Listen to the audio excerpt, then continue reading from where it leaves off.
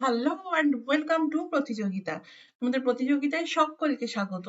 আবার next episode নিয়ে চলে এসেছি top 10 WBSSC group C and D GK question. তো চলো তাড়াতাড়ি শুরু করা যাক কোশ্চেনগুলো।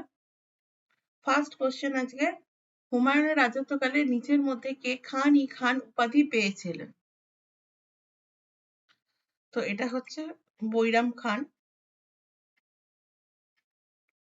এক মিনিট,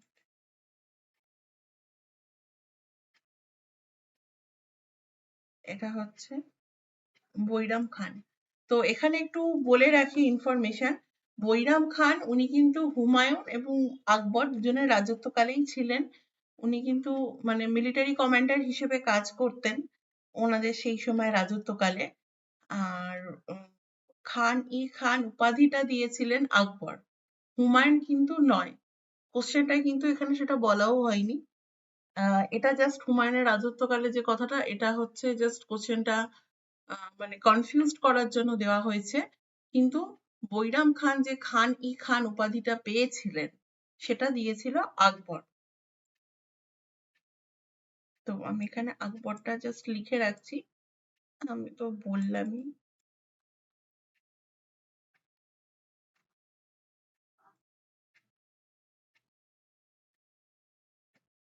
এটা এ। তো হুমায়ুনের রাজত্বকালে উনি এই উপাধিটা পেয়েছে, হুমায়ুনের রাজত্ব সরি হুমায়ুনের রাজত্বকালে পাননি, আকবরের রাজত্বকালে আকবর উনাকে এই উপাধিটা দিয়েছিলেন। আর উনি আকবর এবং হুমায়ুনের রাজত্বকালে দুজনকার রাজত্বকালেই ছিলেন। নেক্সট কোশ্চেন, নিচের কোন সালে মুঘল শাসক আকবর প্রথমবার সমুদ্র দেখেছিলেন? এই অ্যান্সারটা হচ্ছে 1572। উনি যখন মানে at the port of the Khambhat during his campaigning to conquer Gujarat, সেই সময় উনি প্রথমবার সমুদ্র দেখেছিলেন। নেক্সট কোশ্চেন, জিজিয়া কর কে বিলুপ্ত করেছিল? হু অ্যাবলিশড দ্য জিজিয়া ট্যাক্স? তো এইটা হচ্ছে অ্যান্সার আকবর। ভীষণ ভীষণ গুরুত্বপূর্ণ কোশ্চেন, আসতেই পারে কিন্তু, তো এটা দেখে যেও তোমরা। মোহাম্মদ বিন তুগলক কোন বিষয়ে দক্ষ ছিলেন? এটা হচ্ছে ফিলোসফি বা দর্শন। ওনাকে আরো মানে মোহাম্মদ বিন তুগলক ছাড়া বেশ কিছু নামে অভিহিত করা হতো বা বলা হয়। সেই নামগুলো হচ্ছে পাগলা রাজা, মিক্সচার অফ অপোজিট, এরকম নাম ওনাকে দেওয়া হতো। এর পিছনে আরো অনেক কারণ আছে। ওনার শাসনকালের যে মানে ওনার শাসনকাল, সেই সময় ওনার যে দক্ষতা, সেই হিসেবে এই নামগুলো দেওয়া হতো। নেক্সট কোশ্চেনের দিকে চলে যাই। গভর্নমেন্ট অফ ইন্ডিয়া অ্যাক্ট 1990 পর্যালোচনার জন্য ব্রিটিশ সরকার একটি ইন্ডিয়ান যে কমিশন গঠন করে, যার সেটি কি নামে পরিচিত? সেটা হচ্ছে সাইমন কমিশন। এই সাইমন কমিশন নিয়ে বহু প্রোটেস্ট হয়েছে। আমরা জানি গো ব্যাক সাইমন, এই কথা নিয়েও মানে একটা স্লোগান ছিল সাইমন, কারণ এটা হচ্ছে অল হোয়াইট কমিশন ছিল।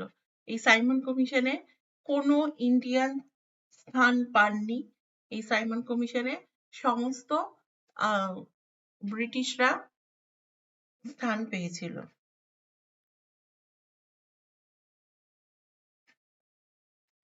নেক্সট কোশ্চেন,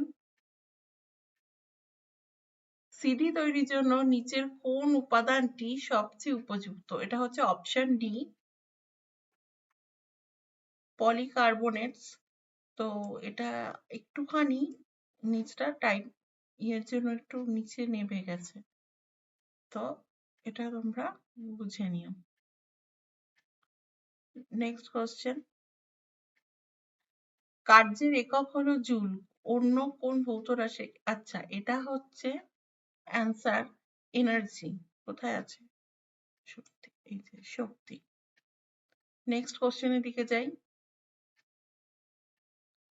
ননস্টিক রান্নার বাসন তৈরি করতে নিচের কোনটি ব্যবহৃত হয়?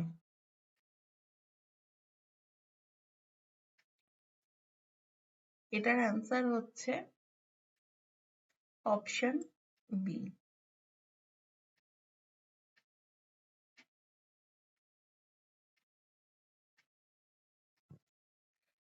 সংরক্ষিত রক্ত কি গঠনের কারণে বাদামি রঙের হয়? এটা হচ্ছে মেথোগ্লোবিন। মেথোমোগ্লোবিন। মেথোমোগ্লোবিন। সুন্দরবন জাতীয় উদ্যান কোন সালে ওয়ার্ল্ড হেরিটেজ সাইট হিসেবে ঘোষিত হয়? এটা হচ্ছে 1987।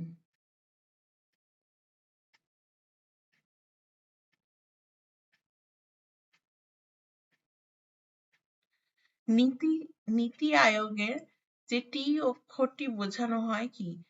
এই যে টি। নীতি আয়োগের ফুল ফর্মটা তোমাদেরকে জানতে হবে।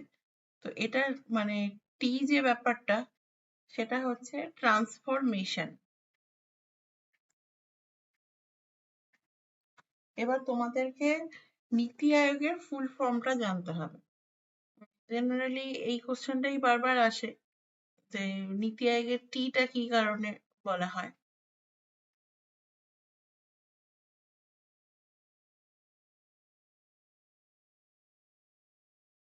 তো নীতি আয়োগের যে মানে ফুল ফর্মটা সেটা হচ্ছে national institute for transforming India.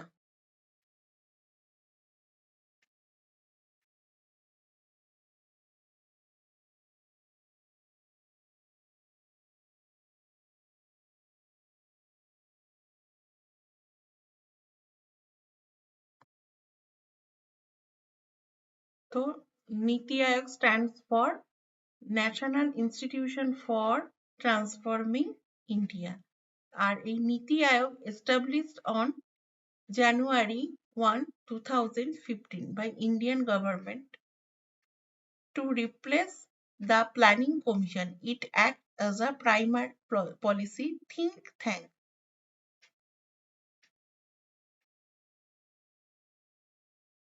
তাই জন্য যেহেতু national institute for transforming India, তাই টি ইকুয়াল টু ট্রান্সফরমেশন। তোমাদেরকে খুব তাড়াতাড়ি 10টা কোশ্চেন কমপ্লিট করানো হলো। এর পরের দিন আবার নেক্সট এপিসোড নিয়ে চলে আসব। আশা করি তোমাদের এই প্রত্যেকটা জিনিস খুব ভালো লাগছে। তো তোমরা একটুখানি বলো যে তোমাদের কেমন লাগছে, বা আর কি ধরনের জিকে তোমাদের পছন্দ, বা তোমাদের আপকামিং কি এক্সাম আছে তোমরা দিচ্ছ, সেই এক্সাম অনুযায়ী আমি তোমাদেরকে জিকে করানোর চেষ্টা করব। আপকামিং কি এক্সাম আছে তাহলে সেই অনুযায়ী জিকে তোমরা করতে পারবে। Thank you.